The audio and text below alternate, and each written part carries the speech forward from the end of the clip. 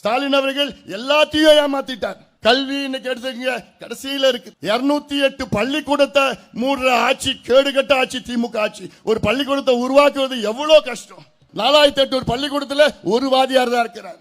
ஒரு மருத்துவ கல்லூரி கூட 5 ஆண்டுகளை கொண்டு வர முடியாத துப்பில்லாத ஆட்சி திமுக ஆட்சி. நம்முடைய எடப்பாடி பழனிசாமி அவர்கள் முதலமைச்சர் அந்த நேரத்தில் 11 அரசு மருத்துவ கல்லூரியில கொண்டு வந்தார். இன்னும் தமிழ்நாட்டில் 6 மாவட்டங்களுக்கு அந்த மருத்துவ கல்லூரி இல்ல. அந்த 6 மாவட்டங்களை உருவாக்கியதே நம்முடைய எடப்பாடி பழனிசாமி அவர்கள் தான்.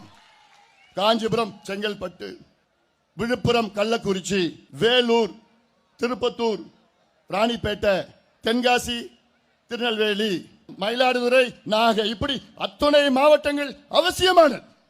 அதை உருவாக்கினார். ஒரு MBBS சீட்டு கூட இந்த 5 ஆண்டு காலத்தில் உயர்த்தல.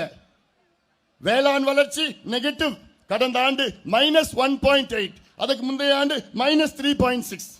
3280 விவசாயிகள் இந்த 5 ஆண்டு காலத்தில் தற்கொலை செய்திருக்கின்றார்கள். ஒரு நாளைக்கு 2 விவசாயி. அதனால் தான் நான் சொல்கின்றேன், அத்துணை விவசாய பெருமக்களே, தமிழ்நாட்டில் உள்ள அனைத்து விவசாய பெருமக்களே, உங்கள் பாதங்களை தொட்டு கேட்கின்றேன், ஒரு ஓட்டு கூட திமுக போடாதீங்க. ஒரு விவசாயிய உங்களுடைய முதலமைச்சராக தேர்வு செய்யுங்கள். இந்த 5 ஆண்டு காலத்தில் ஒரு நீர்ப்பாச திட்டம் கூட செயல்படுத்தல. ஒண்ணு கூட. எவ்வளவு பெரிய ஒரு மோசடி.